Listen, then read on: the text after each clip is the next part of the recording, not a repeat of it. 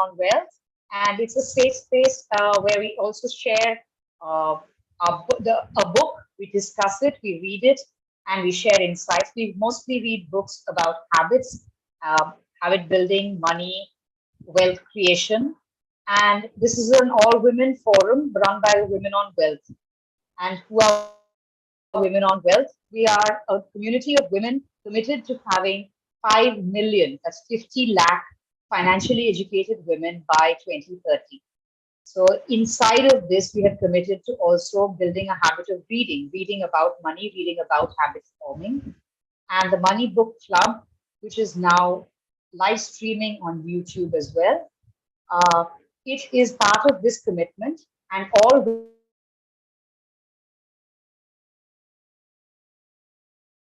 women everywhere are welcome to come. Thinking Fast and Slow by Daniel Kalman. And Garima was here last week as well. If you'd like to share your thoughts on this book so far, we're only on chapter 2, right?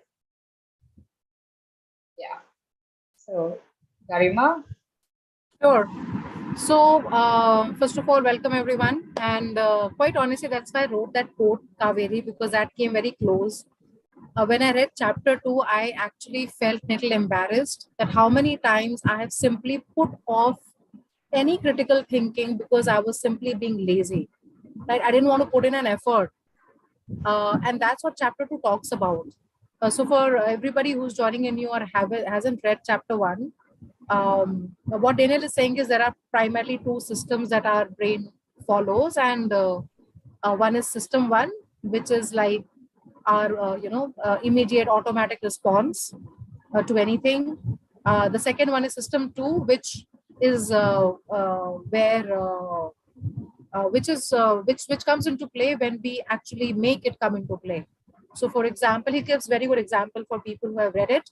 But quickly, if you are doing a mathematical problem, you use your system 2 because you have to think about it. But if somebody tells you, plays a song and it's a favorite song, it naturally comes to you. Or when you're driving to your office or to your friend's place, it comes naturally to you. Or when you're cooking, things just happen. You know what ingredients, the quantity.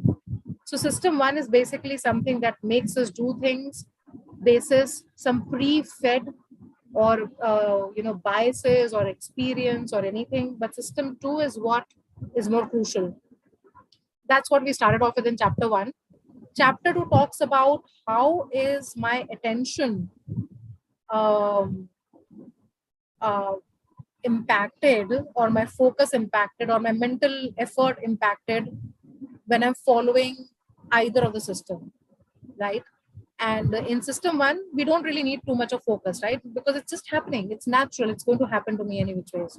But in system 2, we do have to put in some effort to understand, okay, how do I want to react? How do I want to drive to this place? And so on.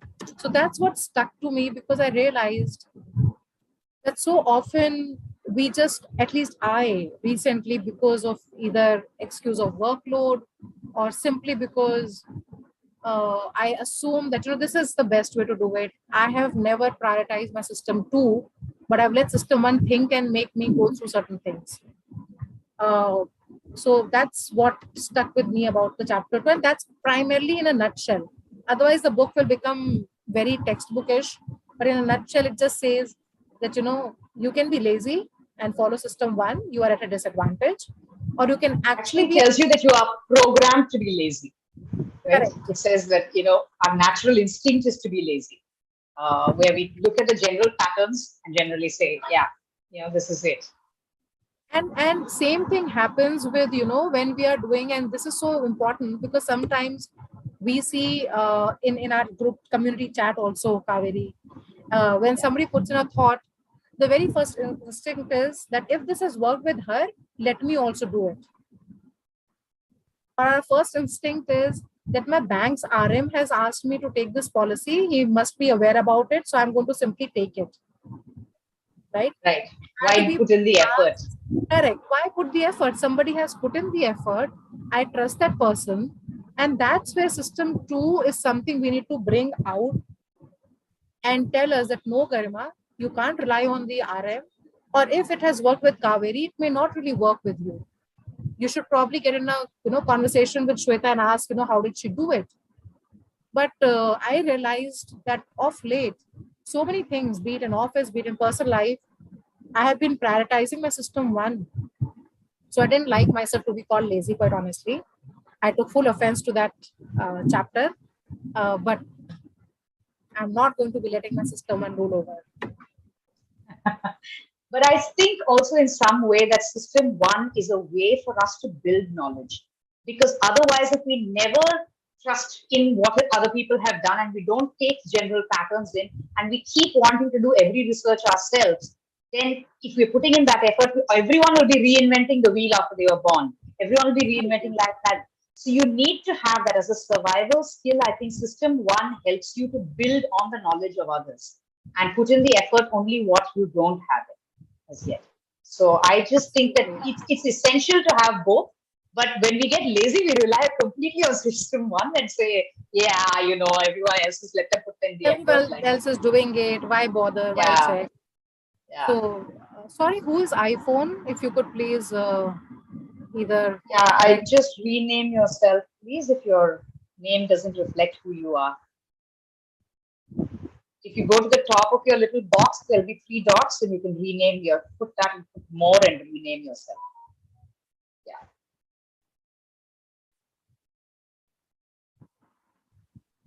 Is I mean, there's no waiting room again, right? No, Sorry? no, nobody is waiting in a waiting room. Everyone else is in, right? Yeah. They're all able to That's get in a in. nutshell what I felt about it. It's just that, so that's about it. But I think this was a relevant book, and I've been wanting to Right. read it for a long time, so that's fine. Yeah. Yeah. Hey, Rani. Lovely. Hi, everyone. So shall we get into a little reading beyond chapter two, since you have summed up chapter two right now for everyone? Yeah, and Yeah. interestingly, the title of the chapter is very, very, uh, uh, offensive. Tell us the title of the chapter, please. Yeah. So when you read the title, you're like, oh my God, am I really letting this happen with me?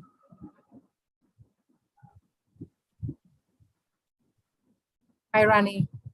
Should I share my Hi. screen, Kaveri, in Yeah, case? can you share your screen? I think my internet is not great No and worries. I'm just struggling to switch screens at all. Yeah. So Okay, so who where would want to read? Now you see why anybody I who said it's wants to very offensive. volunteer to read? Does anyone want to read here? Otherwise, Garima or I could start it off and then we can go on to others as we progress. I can read, ma'am. Yeah, who is Sure, please this? go ahead. This is Aishani. Do I need to Aishani. turn on the Can I keep the video off? If you are able to turn on the video, it would be great for us to be able to see your face. But if your internet doesn't permit, then that's okay as well. Yes, ma'am. For today, can I just keep it off? Yeah, sure, sure. Thank Sure. you. Thank you so much. Okay, I so hope you the can see the screen. Can you see Yes, the yes, screen? it looks perfect. it's fine. Okay. The Lazy Controller. I spent a few months each year in Berkeley, and one of my great pleasures there is a daily 4-mile walk on a marked path in the hills with a fine view of San Francisco Bay. I usually keep track of my time and have learned a fair amount about effort from doing so. I have found a speed about 17 minutes for a mile, which I experience as a stroll. I certainly exert physical effort and burn more calories at the speed that if I sat in a recliner, but I experience no strain, no conflict, and no need to push myself. I'm also able to think and work while walking at that rate. Indeed, I suspect that the mild physical arousal of the walk may spill over into greater mental alertness. System 2 also has a natural speed. You expend some mental energy in random thoughts and in monitoring what goes on around you, even when your mind does nothing in particular, but there is little strain. Unless you are in a situation that makes you unusually wary or self-conscious, monitoring what happens in the environment or inside your head demands little effort. Just a minute. Yes. You make many small decisions uh, as you drive your car, absorb some information as you read the newspaper, and conduct routine exchanges of pleasantries with a spouse or a colleague, all with little effort and no strain, just like a stroll. It is normally easy and actually quite pleasant to walk and think at the same time. But at extremes, these activities appear to compete for the limited resources of System 2. You can confirm this claim by a simple experiment. While walking comfortably with a friend, ask him to compute 23 into 78 in his head and do so immediately. He will almost certainly stop in his tracks. My experience is that I can think while strolling, but I cannot engage in mental work that imposes a heavy load on a short-term memory. If I must construct an intricate argument under time pressure, I would rather be still, and I would prefer sitting to standing. Of course, not all slow thinking requires that form of intense concentration and if effortful computation. I did the best thinking of my life on leisurely walks with Amos. Accelerating beyond my strolling speed completely changes the experience of walking because the transition to a faster walk brings about a sharp deterioration of in my ability to think coherently. As I speed up, my attention is drawn with increasing frequency to the experience of walking and to the deliberate maintenance of the faster pace. My ability to bring a train of thought to a conclusion is impaired accordingly. At the highest speed, I can sustain on the hills about 14 minutes for a mile, and I do not even try to think of anything else. In addition to the physical effort of moving my body rapidly along the path, a mental effort of self control is needed to resist the urge to slow down. Self control and deliberate thought apparently draw on the same limited budget of effort. For most of us, most of the time, the maintenance of a coherent train of thought and the occasional engagement in effortful thinking also requires self control. Although I have not conducted a systematic survey, I suspect that frequent switching of tasks and speeded up mental work are not intrinsically pleasurable and that people avoid them when possible. This is how the law of least effort comes to be a law. Even in the absence of time pressure, maintaining a coherent train of thought requires discipline. An observer of the number of times I look at the email or investigate the refrigerator during an hour of writing could uh, Wahin Didi reasonably infer an urge to escape and conclude that keeping at it requires more self-control than I readily master. Fortunately, cognitive work is not always aversive, and people sometimes expend considerable effort for long periods of time without having to exert willpower. The psychologist Mihaly, I'm sorry, pronounced Csikszentmihalyi, okay, has done more than anyone else to study this state of effortless attending, and the name he proposed for it, flow, has become part of the language. People who experience flow describe it as a state of effortless concentration so deep that they lose their sense of time, of themselves, and of their problems. And their descriptions of the joy of that state are so compelling that Csikszentmihalyi has called it an optimal experience. Many activities can induce a sense of flow, from painting to racing motorcycles. And for some fortunate authors I know, even writing a book is often an optimal experience. Flow neatly separates the two forms of effort, concentration on the work and the deliberate control of attention. Riding a motorcycle at 150 miles an hour and playing a competitive game of chess are certainly more very effortful. In a state of flow, however, maintaining focused attention on these absorbing activities requires no exertion of self-control, thereby freeing resources to be directed to the task at hand. Let's take a pause here. Yeah, let's take a pause. So, reactions, anyone? If you I think Kaveri, we all talk so much and we take pride, especially in corporate world today, saying that, oh, he or she's a multitasker. And somebody a couple of years ago told me that, your brain can't multitask. It just can't. It's supposed to work on one thing and only then move on to the next one. And that's what I'm able to relate to here, that as much as ambitious people say I can multitask, you cannot and you should not to this point, right? You should just I focus think on. in our whole world, we started taking pride in things which are actually very stressful, things that are actually minimize your efficiency, which actually take a toll on your mental health. These are things, oh, I didn't get any sleep last night. It's a thing of pride. Why?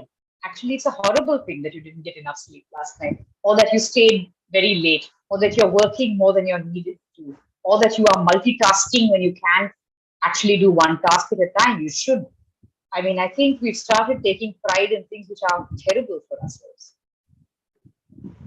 And somewhere when he says that, if I'm walking, I can only do so much of work. You can't do critical thinking when you're walking. Yeah. You can maybe flow in that thought, but today we do see, I see so many people who are probably driving and, having the cell phone right in the front to be, participating in a client call or something. I don't think you are able to contribute your best because you are focusing on the Indian road, Indian traffic, and you're trying to focus there. So one of the two things will always be impacted. Either your driving will be impacted or, your presence in that call is going to be impacted. So I kind of relate to when he says that, either I can walk and I can do only so much, because yes, physical activity does put a pressure on where you want to, or at least I want to think. I can't think about, I don't know, anything when I'm probably just trying to drive to office, because then my focus is there. So and sometimes the simplest things we need reminding of, I think. I like this saying, if you're walking, just walk. Things like that. I mean, I'm glad he's reminding us, and this is like a second reminder for the day. So after this book club, I'm walking down to the beach because I joined a program which was supposed to be, I thought it was about nutrition, but it seems to be about a lot more. And she said, what you're not doing is what activating your parasympathetic nervous system. So I said, what? And she said, yeah. So you need to take time away from work, away from your chores, away from responsibilities.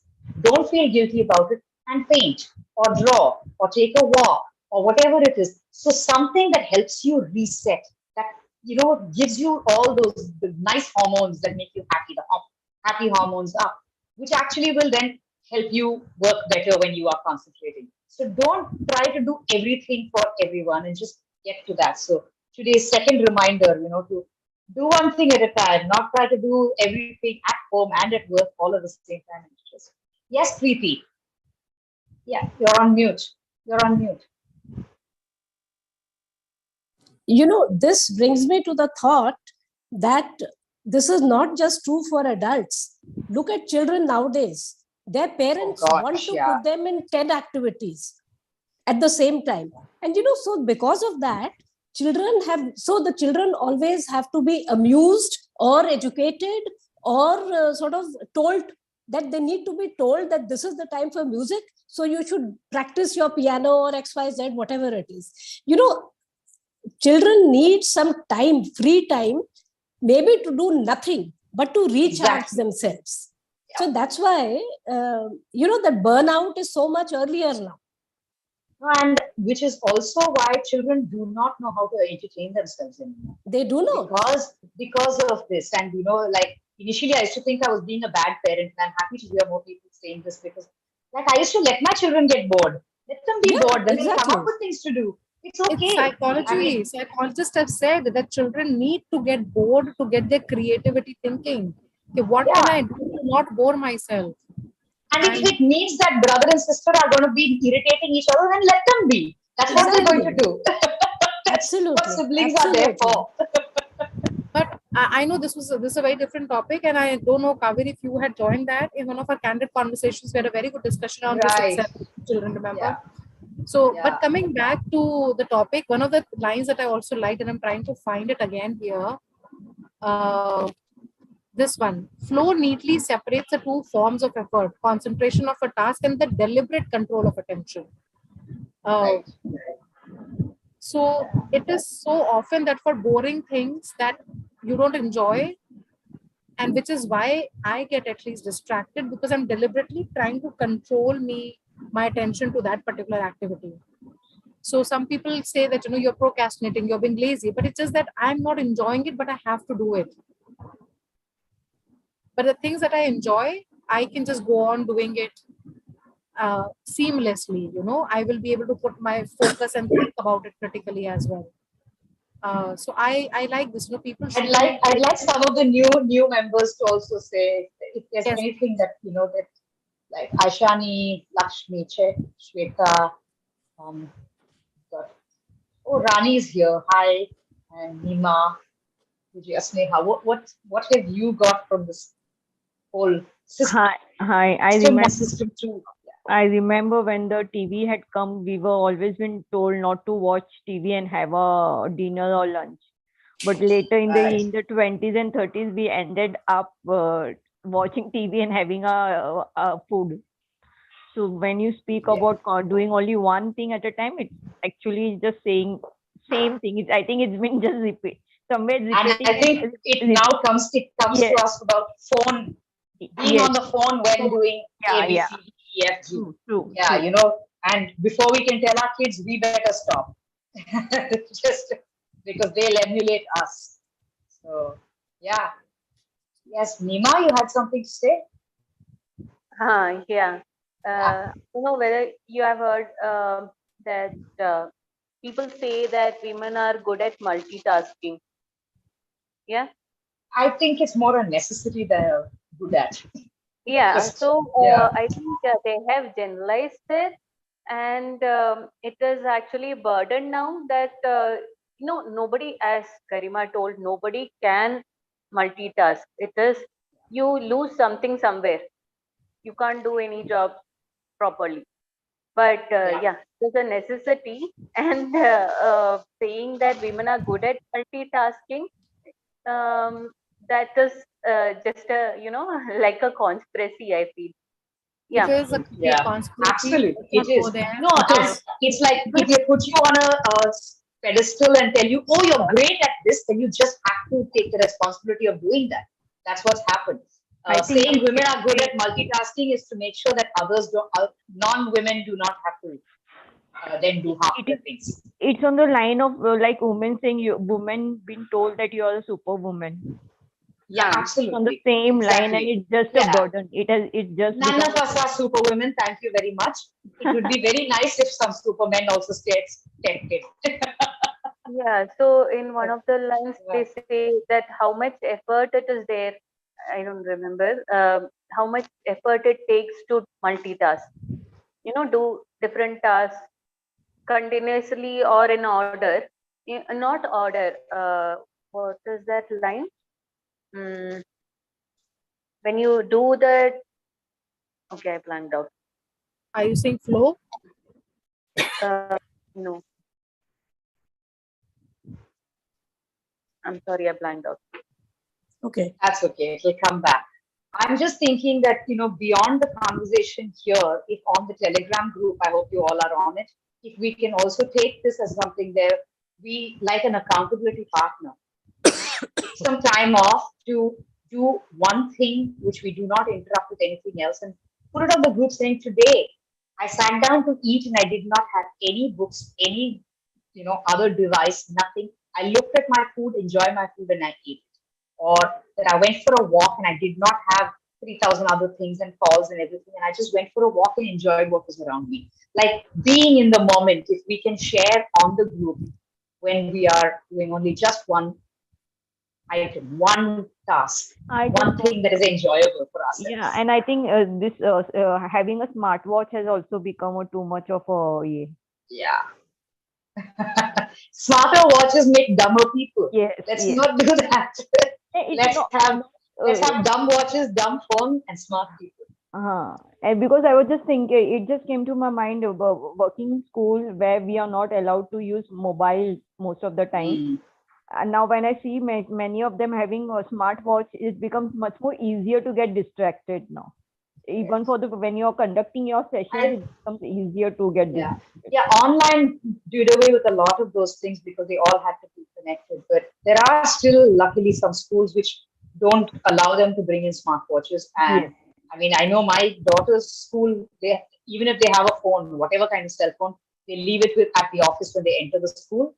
And when they're leaving school, they can pick it up from there. Any For emergency. my Yeah. in my school or in my area, we have even students, we have to allow them to wear smartwatch. Some students are diabetic and they have to keep a Oh. track of all that.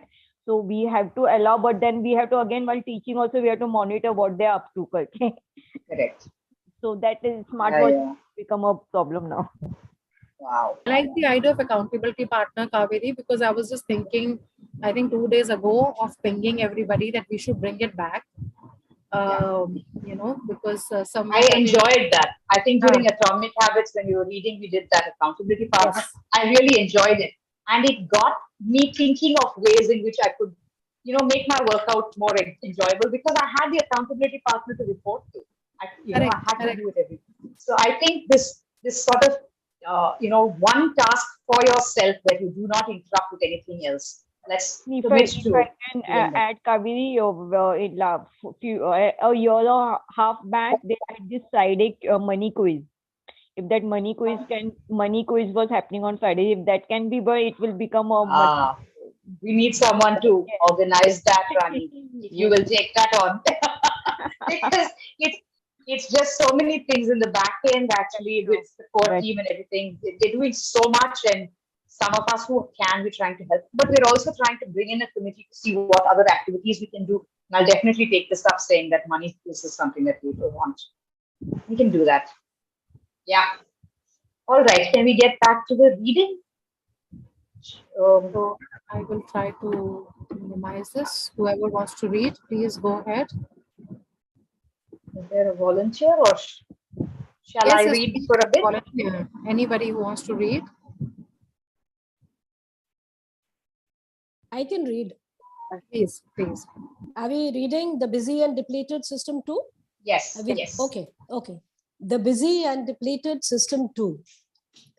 It is now a well-established proposition that both self-control and cognitive effort are forms of mental work. Several psychological studies have shown that people who are simultaneously challenged by a demanding cognitive task and by a temptation are more likely to yield to the temptation. Imagine that you are asked to retain a list of 7 digits for a minute or two. You are told that remembering the digit is your top priority. While your attention is focused on the digits, you are offered a choice between 2 desserts, a sinful chocolate cake and a virtuous fruit salad. The evidence suggests that you would be more likely to select the tempting chocolate cake when your mind is loaded with digits. System 1 has more influence on behavior when system 2 is busy and it has a sweet tooth.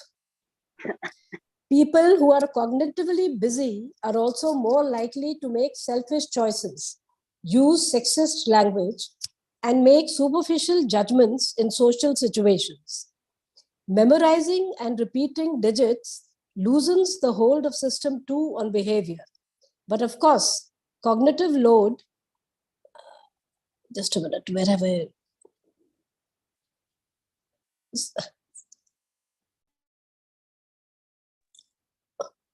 She's highlighted it for you. I've highlighted it for you. Okay, but where is my text gone? It's disappeared. Yes, Just a minute. Okay. Wait, I think somebody will have to carry it forward till I get back to the page. Okay? Sure. Shall I read till she comes back? Yeah. Please do that. Thank you. Okay. Where are we on? But of course, cognitive load is not the only cause of weakened self-control. A few drinks have the same effect as does a sleepless night. The self-control of morning people is impaired at night. The reverse is true of night people. Too much concern on how well one is doing is a task sometimes disrupts performance by loading short-term memory with pointless anxious thoughts. The conclusion is straightforward. Self-control requires attention and effort. Another way of saying this is that controlling thoughts and behaviors is one of the tasks that System 2 performs.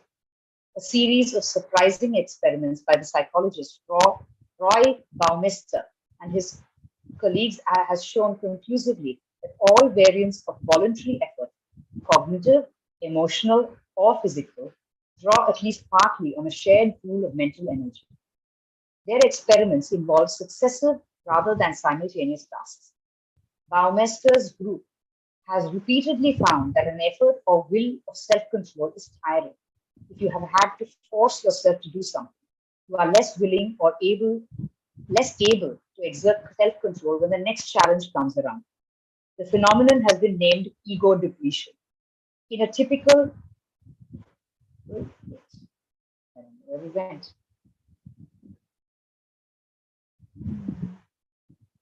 I think we've gone too far. Yeah. In a typical demonstration, participants who are instructed to stifle their emotional reaction to an emotionally charged film will later perform poorly on a test of physical stamina. How long they can maintain a strong grip on a dynamometer in spite of increasing discomfort. The emotional effort in the first phase of the experiment reduces the ability to withstand the pain of sustained muscle contraction. And ego-depleted people therefore succumb more quickly to the urge to quit. In another experiment, people are first depleted by a task in which they eat virtuous foods such as radishes and celery, while resisting the temptation to indulge in chocolate and rich cookies. Later, these people will give up earlier than normal when faced with a difficult cognitive task. The list of situations and tasks that are now known to deplete self-control is long and varied. All involve conflict and a need to suppress a natural tendency. They include avoiding the thought of white bears, inhibiting the emotional response to a stirring film, making a series of choices that involve conflict, trying to impress others, responding kindly to a partner's bad behavior, interacting with a person of a different race for prejudiced individuals.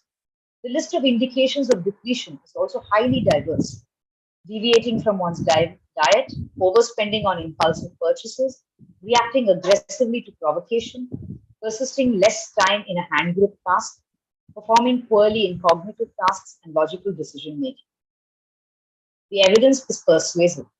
Activities that impose high demands on System 2 require self-control, and the exertion of self-control is depleting and unpleasant. Unlike cognitive load, ego depletion is at least in part a loss of motivation. After exerting self-control in one task, you do not feel like making an effort in another, although you could do it if you really had to. In several experiments, people were able to resist the effect of ego depletion when given a strong incentive to do so. In contrast, increasing effort is not an option when you must keep 6 digits in short-term memory when performing a task.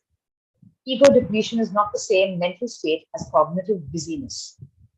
The most surprising discovery made by Baumeister's group shows, as he puts it, that the idea of mental energy is more than a mere metaphor. The nervous system consumes more glucose than most other parts of the body, and effortful mental activity appears to be especially expensive in the currency of glucose. When you are actively involved in difficult cognitive reasoning or engaged in a task that requires self-control, your blood glucose level drops. The effect is analogous to a runner who draws down glucose stored in her muscles during a sprint. The bold implication of this idea is that the effects of ego depletion could be undone by ingesting glucose, and Baumeister and his colleagues have confirmed this hypothesis in several experiments.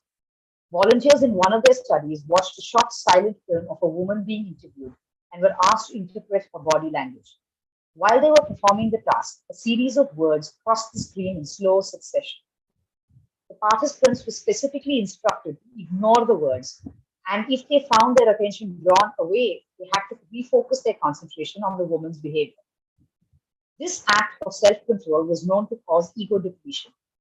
All the volunteers drank some lemonade before participating in a second task. The lemonade was sweetened with glucose for half of them and with Splenda for the others. Then all participants were given a task in which they needed to overcome an intuitive response to get the correct answer. Intuitive errors are normally much more frequent among ego depleted people, and the drinkers of Splenda showed the expected depletion effect. On the other hand, the glucose drinkers were not depleted. Restoring the level of available sugar in the brain had prevented the deterioration of performance. It will take some time and much further research to establish whether the tasks that cause glucose depletion also cause the momentary arousal that is reflected in increase of pupil size and heart rate. A disturbing demonstration of depletion effects in judgment was recently reported in the Proceedings of the National Academy of Sciences. The unwitting participants in the study were 8 parole judges in Israel. They spend entire days reviewing applications for parole. The cases are presented in random order. The judges spend little time on each one, an average of 6 minutes. The default decision is denial of parole. Only 35% of requests are approved. The exact time of each decision is recorded, and the times of the judges' 3 food breaks, morning break, lunch break, and afternoon break, during the day are recorded as well. Authors of the study plotted the proportion of approved requests against the time since the last food break. The proportion spikes after each meal, when about 65% of the requests are granted. During the 2 hours or so until the next judge is feeding, the approval rates drop steadily to about 0 just before the meal. Oh, what thing? As you might expect, this is an unwelcome result, and the authors carefully checked many alternative explanations. The best possible account of the data provides bad news. Tired and hungry judges tend to fall back on the easier default position of denying requests for parole. Both fatigue and hunger probably play a role. All right, I think then anybody who wants to make a decision on your behalf, you better feed them So really well. But this is so right. That's why the term hangry came in. When you're hungry, you just can't think, and mostly because you're hungry, you don't do right decisions ever. Yeah. This is also like, it's drawing parallels to how we are being manipulated by all across the board, all politicians and people. Like distract, so that you're constantly angry about something else so that they can pass off something which is like right under your noses, which you otherwise would have never allowed to happen. It's a strategy, keep people constantly engaged and tire them out. Then you can pass off things which they would not have 10 minutes back said, okay. I think they play it one against the other in Parliament, and they play it on us, all of them together. Really. Anyway. Also agreed to the ego depletion thing, or the motivation, how we are setting up, right? Because the more I'm using system 2, which means the more challenging activity we are doing, because the results are delayed, we get demotivated and we drop it. And it could also be a good way to tell when people's prejudices come to the fore. You give them an activity that they're really engaged in, and then quick, spot decision if they're, all their racial prejudices or their gender prejudices, because, it's just too much of a ego depletion. They're not going to say what you want them to hear, what they want you to hear, but rather what their natural system 1 says. Wow, that's interesting. Because what we can do with knowing a person's prejudice is beyond me. Yeah, Aishani, Rani, Nima, yes, is still here. Hello, Meghna. Seem to have joined in later. Did you hear anything? Do you have Vijaya, Shweta?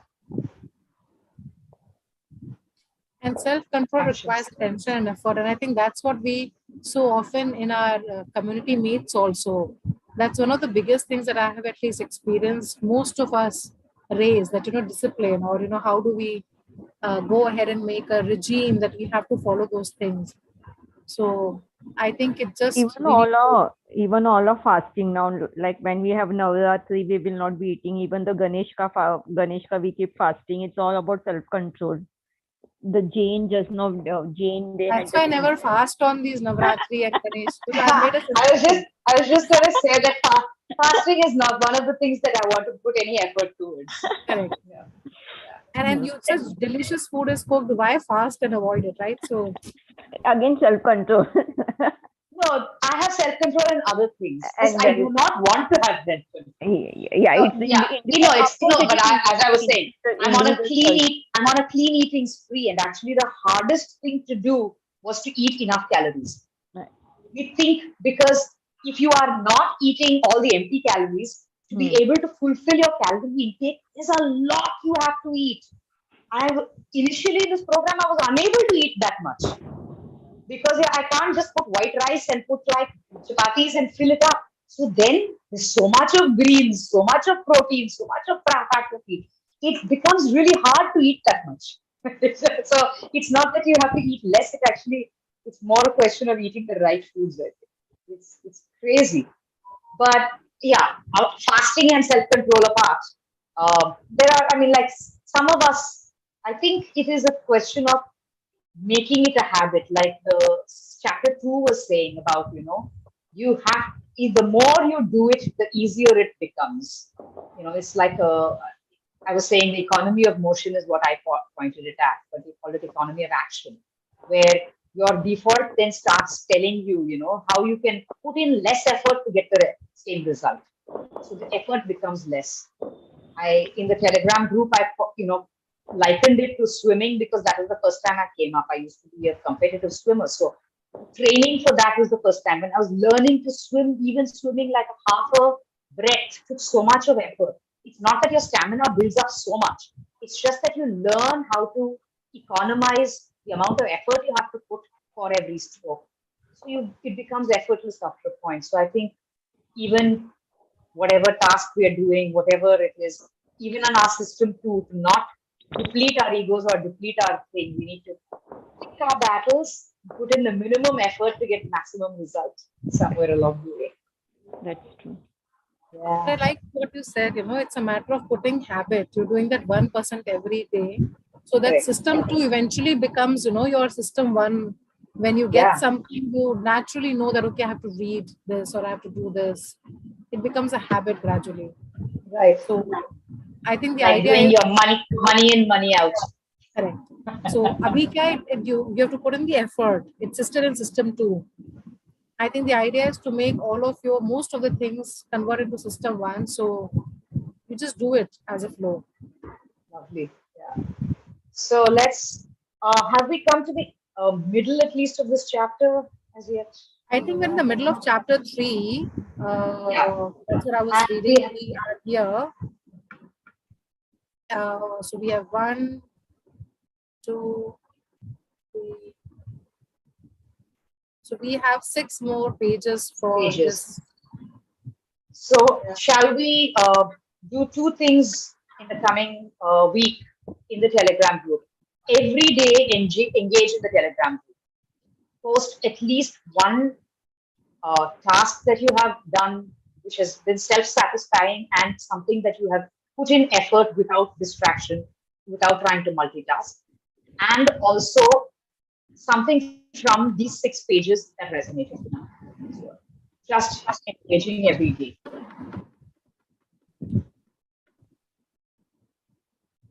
Can we all commit to just doing that much?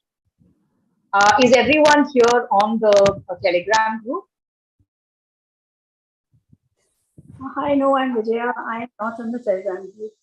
So I have put up the link here in the chat, Vijaya. Have you seen that? Yes, ma'am. I joined a few minutes back. Let me see. Oh, okay. So let me put this link again. This is to join the Telegram group. Just copy paste it here. So this, you can use this link to join the Telegram group, and we'll keep talking there. We can keep getting engaged with the discussion on the book and on our non-multitasking, our unitasking efforts. Right? So I think Yeah. for this week, we are completing chapter 3, everyone. Yeah. So that next week when we meet, we will discuss chapter 3 and hopefully Move on start to chapter 4. Yeah, so it's just 6 pages, even if those who don't have a reading habit. It is easy to finish 6 pages in a week, for sure. If you read ahead, don't tell us too much. Yeah, I know, sir. But this is a habit forming book, so we will take it slow and go about it bit by bit as we form habits. Can get very heavy, so we're going to break it up into lighter tasks and lighter things that we can associate with ourselves, so that we take the learnings without it becoming like homework. Since Garima already called it a textbook, What did I do? Sorry? we call it a textbook. So Yeah, that's instead what of everybody keeps telling me. It's a textbook. wow, but no, it's not that bad. I mean, I think let's just we read a will, page a day. yeah, absolutely. Continue to share whatever you think comes out, if anything is a doubt. But if you want the accountability partnership, feel free to drop the note that I have done page 1 today or Correct. something else. It will motivate others as And well. on the Telegram group, I start off a list there saying each of us, like put our names and we are going to report kind of thing. So every day, then people who put down their names then can, that becomes like an accountability. You're committed to the group that you're going to share, and therefore you share every day. So let's get that started. Okay. Any other thoughts, last thoughts before we close for today? Aishani, was this your first book club? Yes, ma'am. This is my first. So I'm Yeah. just starting to read actually. Okay. So, and Vijaya, you'll be joining us on Telegram soon, hopefully. Meghna, hi, are you on Telegram?